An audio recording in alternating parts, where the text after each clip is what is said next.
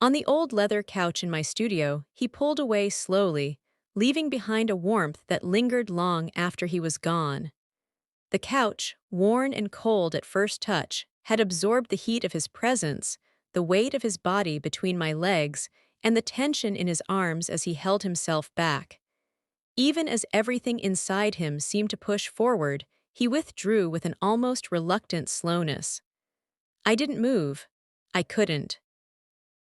My arms stayed pinned to my sides, my breath steady through my nose, fighting to stay silent. My robe hung open, its belt tangled under one leg. His jeans were still halfway down, but he didn't fix them right away. The studio lights were off, leaving only the soft glow from the hallway spilling into the room like a dream neither of us dared to speak of. The clock ticked loudly in the quiet room. He looked down at me and I met his gaze. Neither of us said a word. His hand brushed my knee, tentative, unsure if it was allowed. My legs curled up toward my chest, not out of modesty, but to hold back the rush of emotions threatening to spill over. His absence felt heavy, yet the memory of him refused to fade. I hated that it had ended so soon. I never imagined I'd find myself in this situation, not with him, not here in my sanctuary. This art studio was mine, my private retreat hidden behind the garage, its windows layered with grime and remnants of unfinished projects I'd promised myself I'd display someday. Only I came here, except when something needed fixing: a shaky table, a stubborn drawer, or the noisy space heater that rattled to life in winter. He always approached these tasks carefully, and I maintained a polite distance. I'm 43 years old, married for 19 years. Our marriage works on the surface, quiet, uneventful. My husband is a good man. He works hard, loves our daughter, and tells me he appreciates everything I do. But he doesn't look at me the way he used to, not the way he did when we first moved into this house, when the floors smelled of fresh wood and our bodies weren't weighed down by time. And then there's Daniel, 31, my brother-in-law's godson. 2 years ago, he moved into our guest house, saying it was temporary. But months turned into seasons, and no one asked him to leave. He fixed things around the house, watched the dogs when we traveled, helped carry what I couldn't, and painted the baseboards after a leak. Somehow, his constant presence became dangerous. What would you do if the one person you weren't supposed to want was the only one who truly saw you? He noticed me, the way I moved, thinking no one was watching, the way I stared out the studio window, the tremble in my voice when I spoke. There was no flirtation between us. Our hands never touched, yet the space between us felt intimate, charged with unspoken tension. One morning, when he handed me a cup of coffee, our fingers brushed, and that small contact consumed me for days. That night, I asked him to help me move an old easel. My husband and daughter were away for the weekend, leaving me alone in the house. He volunteered before I even finished asking. "I'm feeling uninspired," he said, shrugging it off like it didn't matter. Within 5 minutes, we had repositioned the easel, but he stayed. I offered him a glass of wine, and he lingered on the edge of the couch, legs spread wide, hands clasped between his knees, like he was waiting for permission. The radio played softly in the background, the heater hummed, and I said something, though I can't remember what. Then he kissed me. It wasn't forceful or hurried. It wasn't greedy. It was achingly careful, like he was afraid of breaking me. I didn't stop him, not when his hand slipped beneath my robe, not when his breath stilled in my ear, not when he whispered, "Are you sure?" I just nodded, not because I was certain, but because I couldn't lie anymore. He trembled as he crossed into my world, shaken not by fear, but by the weight of what we weren't meant to feel. We moved together, unrestrained and uncharted, without words to define it. Now he's pulling up his jeans, his eyes locked on mine as if words have escaped him. I remain frozen in place, untouched by time. I should wrap my robe tightly around me. I should say something. but all I can think about is the warmth he ignited in me, the way my body finally felt at peace, as if it could stop pretending. He cleared his throat, a subtle signal of the tangled web of secrets about to unfold. I shouldn't have done that, he said. I shook my head once, firm and clear. Absolutely not. He hesitated, his chest rising and falling. His hand hovered near the edge of the couch. Are you okay? He asked. I can handle it, I replied. No, I added, my voice steady, but I don't regret it. He nodded, his eyes closing for a moment longer than a blink. Then he stood, walked to the door, paused, his fingers lingering on the knob. It remained closed. The scent of him lingered in the air, a haunting reminder of what had happened. If you've ever harbored feelings you couldn't express, this story might resonate with you. Please show your support by liking and subscribing. The more you engage, the more others will find these hidden narratives. The next morning, I went through my routine mechanically. I brewed coffee, fed the dog, watered the plants. My robe was tied tightly, my hair swept into a neat bun. I avoided the mirror. Something had shifted in the air, subtle but undeniable. A tension had loosened, like a latch had been released. Once it moved, I couldn't put it back. The studio stayed locked that day.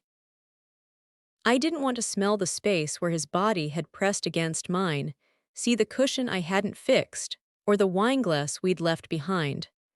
For 2 years, I'd learned how to be around him, to look without letting it show, to thank him for fixing things without saying too much, to keep my eyes on the grocery list when he passed me in the kitchen. All that discipline was gone now. Yet, I still had to act like nothing had happened. When my husband and daughter returned that Sunday evening, I was at the stove stirring soup. I smiled slyly, asking about their trip. I kissed my daughter's forehead, asking if she'd gotten carsick again. My husband wrapped his arms around my waist, casual and familiar. I didn't lean into him. Later that night, lying next to him, I stared at the ceiling fan, trying to suppress the memory of Daniel's hand gliding between my knees. How silent he had become when he realized I wouldn't stop him. Afterward, he kissed me slowly, deliberately, as if savoring every second, unwilling to let the moment slip away. That kiss unraveled me more than anything else ever could. Daniel had always lingered in the shadows. It was easy to lose track of time with him around. He wasn't family, but he was close enough to join us for holidays and watch the house when we were away. My husband liked him. They joked about sports, talked about home repairs, and wielded tools like they were speaking a secret language. But I noticed things my husband missed. How Daniel took his time helping me in the garden, how he stayed silent, giving me space to speak or stay quiet. It was dangerous, not because of what he said, but because of the silence between us. In that silence, there was an invitation to be truly seen. The ache began subtly, creeping in without warning. Maybe it started that summer when he jogged shirtless, and I found myself peeking through the blinds, unable to look away. Or maybe it was when he helped me move old canvases, his gaze lingering on one painting of a woman's hands reaching upward. I like this one, he said, his fingers grazing the frame. When I asked why, he simply replied, "It feels honest." For 3 days, I couldn't meet his gaze. We maintained an air of innocence, until last night. The studio had always been my sanctuary, never meant for anyone else. On weekends, I hosted small painting classes for women from the neighborhood. During the week, it was just me. The smell of turpentine filled the air, the sound of charcoal scratching against paper, the chaos untouched by others. Recently, though, it had become something else, a form of freedom. I started finding excuses to stay longer, rearranging supplies, lighting candles for no reason. Sometimes I didn't even pick up a brush. I'd recline on the couch, sip tea, and let my eyes drift shut. It was the only place that felt like mine. Gradually, Daniel began stepping into that world too. At first, it seemed innocent. He helped move boxes, asked if I needed help with the dripping window, brought me coffee from the cafe down the street. But his presence changed the atmosphere. He lingered in the doorway, hesitant, as if the threshold carried unspoken rules. He never made the first move, but his gaze lingered on mine a heartbeat longer than necessary. He watched my hands as I worked, as if memorizing every movement. It stirred something in me, not whimsical, just a quiet recognition. It had been years since my husband looked at me with such intensity. I didn't resent him for it. This life was my choice. I made it for him. We built a home, a routine, a sanctuary. But somewhere along the way, I lost the ability to feel desire. That winter, I was working on a still life painting commissioned by a client. The late evening chill seeped into the studio, the heater rattling against the wall like it had a heartbeat. Daniel appeared unexpectedly, holding a warm bowl of soup from the main house. He didn't stay, just set it down and glanced at the canvas, then at me. "Are you okay?" he asked. I nodded slightly, but I could feel the lump in my throat, a painful reminder of unspoken truths. "Are you sure?" he pressed. I hesitated, then nodded again. Silence. He held back, then walked away. But his question lingered in my mind all night because no one else had asked with such genuine curiosity. Now, after everything, that question echoes differently.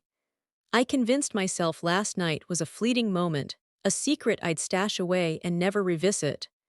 But the next morning, as I passed the guest house on my way to the car, I noticed his truck parked outside. His boots were by the door and the curtain shifted slightly as if he'd been waiting to catch my eye. Indeed, he had. The days that followed became a blur. I tried to act normal, taught a class, prepped meals, returned a library book. But unease settled in me, like walking through a space where every piece had been subtly shifted. Then came Wednesday. The sun hung low, casting a golden glow over the afternoon. My husband was still at the office, and my daughter was at a friend's house. As I returned from the grocery store, I saw Daniel leaning against his truck by the driveway, arms crossed as if he'd been waiting for me. I could have ignored him, gone inside, drawn the curtains, and acted like everything was fine. But I didn't. I walked toward him, my steps deliberate. "Hey," I said, keeping my tone light, though a knot twisted in my stomach. "Hey," he murmured. His eyes darted to the bags in my arms. "Need help?" I shook my head. We stood there in silence, the wind chimes from the neighbor's porch breaking the stillness. His gaze lingered on my face, neither hungry nor regretful, just present. That only deepened the turmoil. He wasn't shying away. He was caught in the same web of deceit. "I didn't mean to disappear completely," he admitted. "I was taken aback by your response." "My throat was dry," I confessed. He nodded. We lingered for a moment more. He fidgeted on his feet, words teetering on the edge of his lips, but then he fell silent. His eyes dropped to my hand, clutching a grocery bag. "I should let you handle those," he said, his voice tinged with intrigue. I nodded slightly. "Yes." He didn't move, and neither did I. It felt insignificant, just a moment of stillness on the gravel between our homes. But something stirred in that space. The air around us shifted, charged with unspoken tension. As he moved past me, his shoulder grazed mine, sending a shiver down my spine. Later that night, as I folded laundry in the den, I caught a glimpse of him through the window. He was in the backyard, tossing a ball for the dog. The sleeves of his shirt were rolled up, his skin bathed in the last golden light. I stopped folding. He turned, looked toward the house, then at me, locking our gazes in a charged moment. I stepped back from the window. These moments kept unfolding, whispers of secrecy, the way he hesitated in the hallway, the electric tension after brushing past me in the kitchen. It was relentless. The rain poured all afternoon, and I lingered in the studio longer than I should have, captivated by the rhythmic tapping against the windows. A flickering candle cast a warm glow on the paint-splattered table, setting the scene for what was to come. The air was thick with the scent of oil, aged wood, and wax, evoking hidden secrets and untold stories. I sketched aimlessly just to occupy my hands. Suddenly, the door creaked open. I didn't need to look up to know he was there. His footsteps echoed uncertainly, each step measured and hesitant, as if questioning his presence. "I thought we might talk," he said softly. I turned to see him lingering in the doorway, moisture clinging to him from the rain, sleeves rolled up, tousled by the breeze. He looked younger, or maybe just more vulnerable. I gestured toward the couch. He paused, then entered cautiously, like he was tiptoeing around a fragile secret. He sat in the same spot as before. I stayed seated, a silent observer. "I haven't slept much," he confessed. "Neither have I. I keep wondering if it was all just a dream." "It wasn't," he said. He looked at me, his voice dropping to a whisper. "Did you want it?" The question wasn't vulgar or bold, it was terrified. I swallowed hard, realizing I was caught in its web. "Not until now," I admitted. He nodded slowly. "And now you know." I stayed silent. He leaned in, resting his elbows on his knees. "You look at me like you want me gone but crave my presence at the same time." I didn't respond, but my gaze stayed fixed on his. "I don't want to ruin your life," he said. "I just can't shake the silence that followed, like any sudden move might make it all vanish." "I didn't want it to fade," I confessed, my voice trembling. That admission hung in the air, thick and charged. He surveyed the studio, his eyes sharp. "This space feels different now." "It does," I agreed. He stood, took 2 steps, and stopped right next to me, not touching but close enough for me to feel his warmth. My arms stayed pinned to my sides, the only thing holding my world together. "I don't know what happens next," I murmured. "Neither do I," he replied. I rose slowly, our bodies brushing against each other. "Maybe it's time to go inside," I whispered. He nodded, but neither of us moved. I stepped back, slipping past him unnoticed, but our bare arms brushed, skin to skin. That brief touch was enough to unravel hidden emotions once more. Sleep eluded me again that night. 3 nights later, it happened again. It wasn't planned, not because we intended to let it. Our caution had held us captive for too long until a crack formed. My husband took our daughter on a spontaneous visit to his mother across the state. "Are you sure you'll be okay alone?" he asked. I kissed his cheek. "I'll paint," I said. He smiled knowingly. "Good." He had no idea I hadn't touched a canvas in weeks. That Saturday, the rain fell gently, enveloping the house in an unsettling stillness. I lit candles in the studio, curled up on the worn couch, and tried to lose myself in a book. My mind raced with distractions. At 9, footsteps echoed outside the studio window, unhurried and intimate. Then came a knock. I opened the door without hesitation. Daniel stood there, soaked from the rain, hoodie pulled low, casting shadows over his face. He stepped inside without asking, lingering in silence. I moved aside and the door clicked shut behind him, sealing us off from the world. "You said you'd be painting," he whispered, glancing around. "I got distracted," I replied. He nodded, exhaling slowly. "Me too." We stood in the center of the room, bathed in the soft light of the side lamp, the heater humming around us, the rain tapping rhythmically on the roof. Starting was the hardest part. Maybe it wasn't necessary after all. "I tried to keep my distance," he confessed. "I thought patience might bring things back to normal." "It won't," I said firmly. He looked down, then back at me. "Are you scared?" I nodded slightly. "But not of you." He stepped closer, the tension simmering beneath the surface. We were inches apart now, close enough for me to see the stubble on his jaw, the rain still clinging to his hair. "What scares you then?" he asked. I swallowed hard. How much I want something I shouldn't. He held back. Not right now. Silence enveloped us, thick and palpable. Just feel it, he murmured. I stayed still, acutely aware of every sensation, the rhythm of my breath, the pulse in my heart, the urge to graze the edge of his sweatshirt.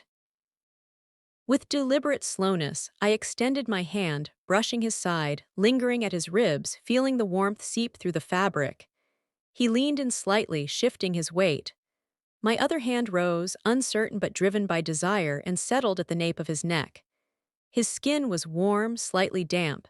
He leaned in, our foreheads touching softly. No kiss, just a deep inhale. He waited until I tilted my head slightly, and then our lips met in a moment charged with unspoken longing. Soft, cautious. He still carried the scent of rain, mingled with something sweet, like tea or maybe anxiety.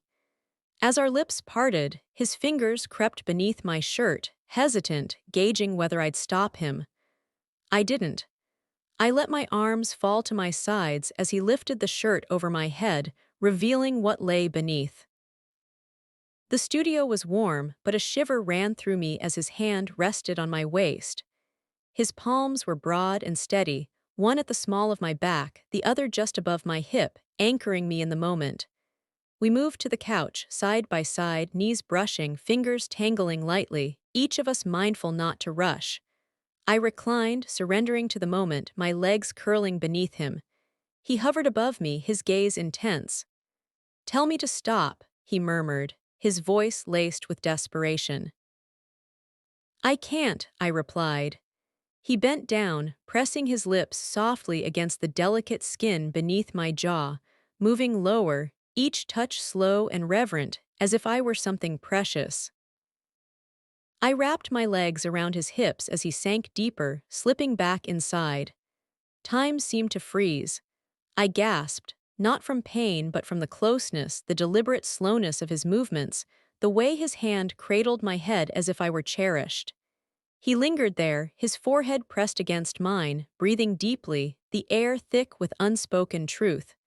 We pressed on, gliding through the moments as if choreographed in the shadows of our past. Graceful precision. Tremors coursed through me, not from fear but from the weight of it all. His hands tightened around my waist, his breath hitching with each collision of our bodies, mine arching beneath him, fingers gripping the couch cushion. In a moment of intimacy, he pressed his face against my neck. "Forgive me," he whispered. "I never meant to feel this deeply."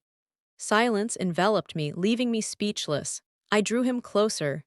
The end came gradually, not in a burst, but in a slow deceleration until it stopped. He lingered within me, his breath coming in heavy gasps, his hand resting gently over my ribs. His heart raced, echoing in the charged air between us. Neither of us moved. It transcended release. It transcended necessity. It was the moment we'd both been yearning for, a long simmering tension finally igniting, lingering in the shadows of our unspoken desires. Eventually, he eased out with caution, his fingers grazing my thigh as he leaned back. The gesture sent shivers down my spine. I tugged my shirt closer but hesitated to put it on. His gaze met mine, neither burdened by guilt nor weighed down by apologies. "Are you okay?" he asked again. I nodded slightly, meaning it this time. But deep inside, another voice stirred. "No, not at all." Because in that moment, I understood the sensation, and I wasn't sure I wanted to return. 5 days passed in silence, not because of a mistake, but because everything unfolded as it should. That was the problem. It felt vivid, serene, and hauntingly silent, as if we danced around a boundary, evading its grasp in the shadows. I avoided the studio, despite the urge to reach for the back door. The couch remained, a silent witness to the secrets in the air. The scent of rain mingled with the faint trace of his skin on the throw blanket. I kept the windows closed, even as the air grew stale. On the third day, I entered the kitchen just as Daniel stepped through the back door, carrying firewood. We froze in that moment. The dog barked once, oblivious to the tension. He set the wood down carefully. I reached for the kettle, its presence a silent witness to the brewing tension. Our bodies brushed, the proximity too intimate. "Are you okay?" he asked as usual. I nodded, avoiding his eyes. My hand stayed busy with the tea. "Please don't ignore me," he said. I turned then. "I'm not." He didn't confront me about the deception. Instead, he offered a fractured smile and slipped out through the side door, leaving silence behind. That evening, I lingered in the dimly lit hallway. My husband was engrossed in his TV show, laughter echoing around me, mingling with the smell of buttered popcorn. The door to our daughter's room was shut, a soft pink glow spilling out. An ordinary evening, but my body felt anything but normal. It felt incomplete. I had harbored this longing for years, hidden beneath the facade of propriety, neatly folded laundry, and meticulously arranged schedules. Now that the pain was exposed, I couldn't conceal it again. It wasn't just physical. It was the way he looked at me afterward, as if I was more than a wife and mother, reclaiming my identity as a whole person. I craved that gaze like air. The next day, I tried to capture my emotions on canvas. I stood before it, gripping the brush tightly as my fingers cramped. Silence lingered. No forms, no colors. The memory of his hand on my hip pulling me closer as if afraid I'd vanish stayed with me. That night, a sound outside caught my attention. The clock had just struck 10. Everything was secure, shadows descended. My husband slept peacefully upstairs, yet I heard it, a gentle tap. Twice. I glided through the kitchen, bare feet whispering against the cool floor, my robe loosely knotted. Daniel stood just outside the back door, his hoodie up, casting his eyes in shadow beneath the porch light. "I shouldn't be here," he murmured, his voice laced with guilt and desire. "You already are," he paused, caught in uncertainty. "I had to find you." I cracked the door open, the hinges whispering secrets. He didn't enter, he just stood there, hands in his pockets. I told myself it was a fleeting encounter as he claimed, but it was. I swallowed nervously. He looked down. "Your life is yours, your loved ones. I don't want to destroy anything." "You didn't," I said. He looked up, his eyes probing the shadows. "Then why does it feel like I did?"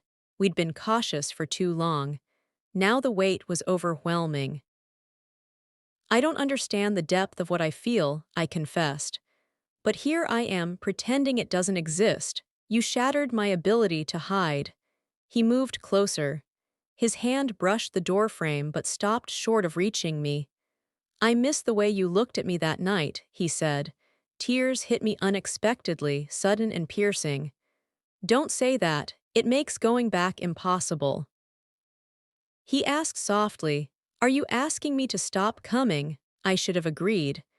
I should have shut the door, locked it, turned off the porch light, and gone upstairs to the man who trusted me. But silence enveloped me, and Daniel understood the truth. He stepped back, offering a respectful nod before disappearing into the night. I waited until he was gone before shutting the door. The next morning, I saw him in the backyard, fiddling with something on the fence. Our gazes locked, charged with unspoken desire. No wave, just awareness. He wasn't avoiding me, and I certainly wasn't hiding. As I folded towels in the hallway, I caught a glimpse of him through the front window. He stood close to my husband, their voices mingling near the truck, laughing. I lingered in the shadows, gripping a towel, heart racing as if I'd stumbled upon a forbidden secret. They shook hands firmly. My husband stepped inside. Daniel hesitated, glancing toward the house. I moved away from the window just in time, but I knew he sensed me. The facade had crumbled. We continued to play our roles, maintaining the peace. But inside me lingered a delicate fragility, like a cracked glass shelf, forever altered, no longer intact. And that fissure cut straight through my core. The desire for him surged again, not out of rebellion or escape. I craved him because in his presence I found the freedom to unleash the whispers of my soul. There was no need to pretend I wasn't lonely, no need to hide the parts of me that craved intimacy or a keen observer who noticed when my sentences trailed off. I was lost with that desire. I let it ignite. Silence reigned.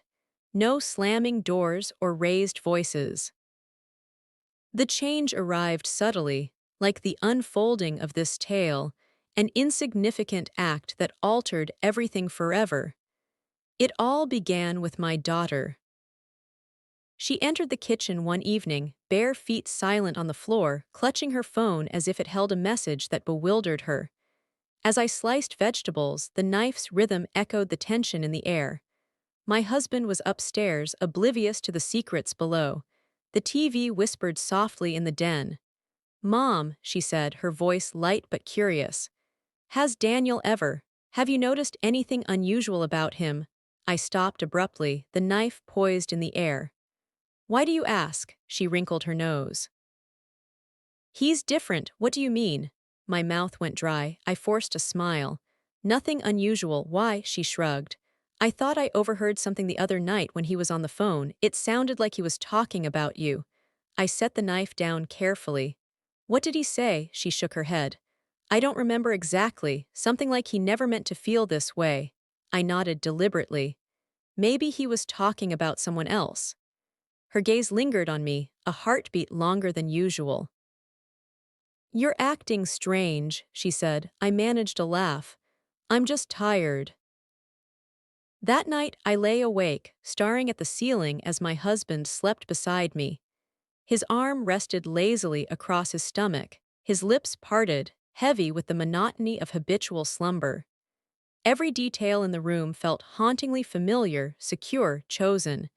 Yet an unsettling sensation crept over me, as if unseen eyes lingered in the shadows. It had been a week since Daniel last came to the house. No messages, no knocks, only separation. I didn't reach out either.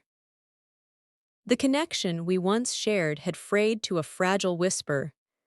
I felt apprehensive, as if contacting him would shatter the delicate balance of everything around me. One afternoon, I watched his truck pull away from the driveway, never to return. I stood on the porch, a glass of chilled tea in hand, the untouched drink cooling beside me, my gaze fixed on the gravel dust he'd scattered in his wake. The air hung heavy with silence. The next day, a note awaited me beneath the studio door, creased delicately, written by hand. "I never meant to feel this deeply. I never wanted to burden you further. But my presence here only prolongs the ache of what's happened. I don't know how to silence it without letting it breathe for a while. I don't want to be selfish. I don't want you to carry more than you already do, so I'm stepping back. If it's real, it'll remain real. Take care of yourself. I'll miss you, even though I shouldn't. D." I stood in the doorway, the note clutched tightly in my hand, wrestling with its implications. Tears welled up, but I held them back. I wanted to scream, but I stayed silent. I sat on the edge of the studio couch, the very spot where it all began, and felt the weight of everything collapsing inward. During dinner that evening, my husband asked if I'd seen Daniel. "Not in days," I replied. He nodded. He mentioned he might leave town for a while, visiting his sister, needing some space. My heart jolted. "That sounds like him," I said. My husband paused, chewing thoughtfully before placing his fork down. "You two seem close," he remarked, his tone free of accusation. "Just observing. He's made his presence felt in various ways." "Indeed," I said. The air grew heavy with unspoken words. I stayed still. He didn't press. "I trust you," he said. "And sometimes people find solace in each other when circumstances feel trapped." My hand stayed folded in my lap. "Are you asking me something?" I whispered. He looked at me intently before shaking his head. "No, if I were to ask, the moment would have already passed." The tightness in my throat made swallowing impossible. The rest of dinner unfolded in heavy silence.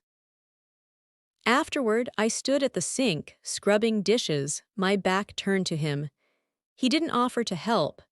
She lingered at the threshold for a moment, her heart racing, before turning and slipping away into the shadows. That was the last time we spoke of Daniel. The following week, I returned to the studio. I opened the windows, inviting the cool breeze inside, lit a candle, and lingered in the doorway, absorbing the remnants of what had transpired. The room was untouched, but I felt transformed. I sank into the plush embrace of the couch, the very spot where he had held me, entered me with urgency, as if afraid I might vanish. I let my fingers glide over the soft fabric, feeling the tension of unspoken desires still lingering in the air. My arms were pressed to my sides again, not out of shame, but as if preparing for the weight of my memories. An unfinished painting stood on the easel, a silent testament to the secrets it held. It was the one I'd started before everything changed, a solitary woman in a dimly lit studio, her arms pressed firmly against her sides, her gaze fixed on rain-streaked glass, lips pressed together as if guarding a secret. I picked up a brush, adding a hint of color to the eyes, just a whisper of existence. With deliberate care, I placed the brush aside and stepped back. For years, I'd silenced my emotions, my desires. The moment I set them free, everything transformed. Perhaps it was misguided, but it was real.